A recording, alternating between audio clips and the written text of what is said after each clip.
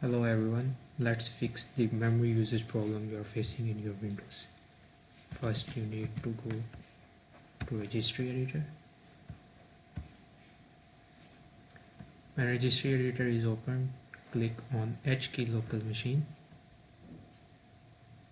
When a drop down menu comes, click on System. In System you need to click on Control Set 001 and then go to Services. Now scroll down to find an NTU service.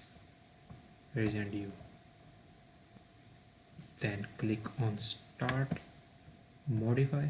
Okay, now if your value is not 4, you need to change it to 4 and then click OK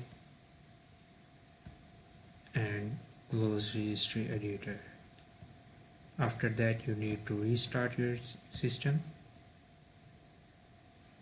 Okay, if this method does not work, then you have to go to Task Manager, click on Services, then you need to find a service named Sysmain, SYSMAIN. You need to stop it. I think the previous name of Sysmain was Superfetch and it takes a lot of memory from your Windows. So you need to stop it, then close it and restart your computer. That's it.